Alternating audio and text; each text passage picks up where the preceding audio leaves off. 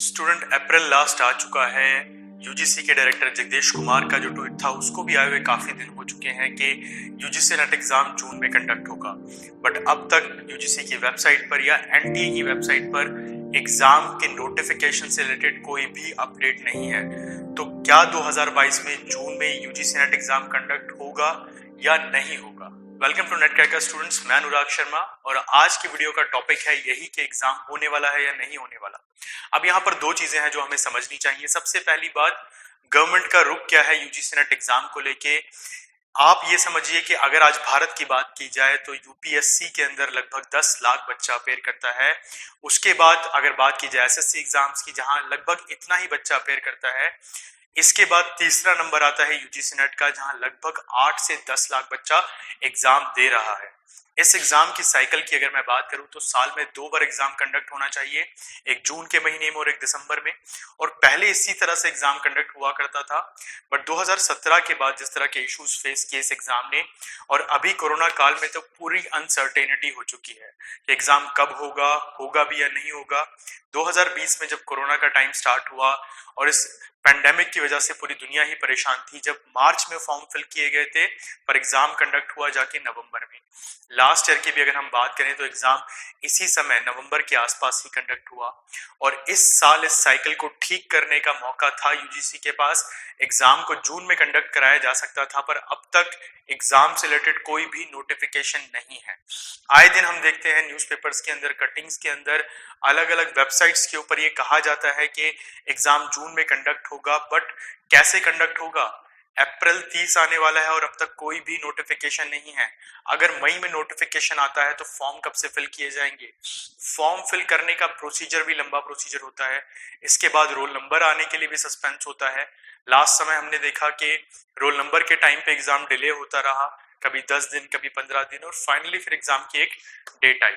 तो UGC net exam का हाल ऐसा हो गया है कि जब तक आप एग्जाम दे के ना आ जाओ, जब तक सस्पेंस बना रहता है। एक दिन पहले भी ये लोग डेट को आगे बढ़ा देते हैं, शेड्यूल को चेंज कर देते हैं। तो उसमें नुकसान सबसे बड़ा ये हो रहा है कि साइकोलॉजिकली स्टूडेंट इससे बहुत ज्यादा डिस्टर्ब है, क्योंकि वो बच्चा जो यूजीसी नेट एग्जाम को 3 से 4 महीने में पढ़ के पास कर सकता है, उसको 6-6, 7-7 महीने का वेट करना पड़ता है। आए दिन दिल्ली यूनिवर्सिटी, भारत की अलग अलग यूनिवर्सिटीज अपनी वैकेंसीज दे रही हैं। पीएचडी के नोटिफिकेशन आ चुके हैं। रिक्वायरमेंट है अगर आपने नेट क्वालिफाई किया है या जेआरएफ क्वालिफाई किया है तो आप अप्लाई कर सकते हैं। पर वो स्टूडेंट जिसने लास्ट ईयर मई या जून में अपनी मास्टर्स को कंप्लीट कर लिया था और वो सोच रहा था कि दिसंबर में एग्जाम होगा, बट नहीं हुआ, फिर उसने सोचा जून में एग्जाम होगा, और जब से लगातार वो उस एग्जाम के लिए पढ़ता जा रहा है, बट अब तक कोई भी नोटिफिकेशन नहीं है। कहीं ना कहीं यूजीसी इस तरीके से स्टूडेंट्स के भविष्य के साथ एक खिलवाड़ कर रहा है, उनको साइकोलॉजिकली डैमेज इस चीज से पहुंच रहा है। और सबसे बड़ी बात यह है कि इस एग्जाम के ऑन टाइम ना होने की वजह से देश में जो यूनिवर्सिटीज हैं वहां पर वैकेंसीज भी बहुत खाली हो गई हैं। तो आज की इस वीडियो का प्रश्न सिर्फ इतना ही है, क्या जून में एग्जाम कंडक्ट होगा या नहीं होगा?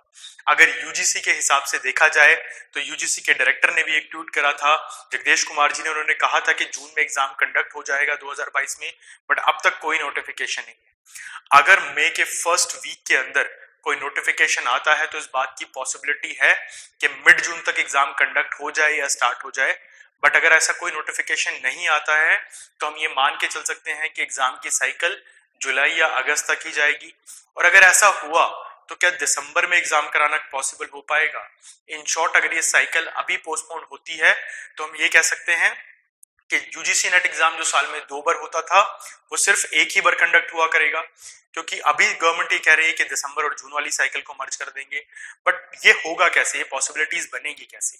अगर इसी तरह एग्जाम मर्ज होता रहेगा तो ये भी एक एनुअल एग्जाम बन के रह जाएगा। तो ऐसे में वो बच्चा जो अपनी मास्टर्स को या ग्रेजुएशन को ऑन टाइम खत्म कर लेता है, उसके लिए क्या, उसको कितना वेट करना पड़ेगा, कितना साइकोलॉजिकल प्रेशर उसके ऊपर पड़ेगा? आज ये सारे क्वेश्चन आप लोगों के आगे भी हैं, और ये क्वेश्चन मैं यहाँ से यूजीसी के भी आगे पुट करता हूँ कि इस एग्जाम को लेके जो सीरियसनेस है थोड़ी सी आप भी उसको इंक्रीज कीजिए, स्टूडेंट की साइकोलॉजी को समझिए और प्लीज एग्जाम को ऑन टाइम कंडक्ट कराइए। आप में से जितने बच्चे इस वीडियो को देख रहे हैं वो नीचे कमेंट्स में मुझे जरूर लिखिए कि किस तरह की प्रॉब्लम्स वो फेस कर रहे हैं।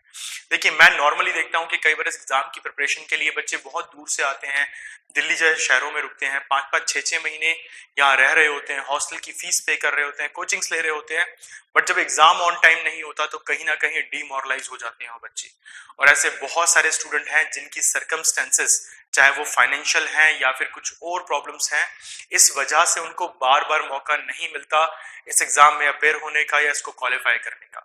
तो आप सभी से मेरी रिक्वेस्ट है कि आप अपने कमेंट जरूर लिखिए नीचे कि आप किस तरह की सिचुएशंस में हैं, क्या प्रॉब्लम फेस कर रहे हैं और आप क्या कहना चाहते हैं यूजीसी को। साथ ही यूजीसी से भी ये रिक्वेस्ट है कि इस एग्जाम को जल्दी से जल्दी कंडक्ट कराया जाए।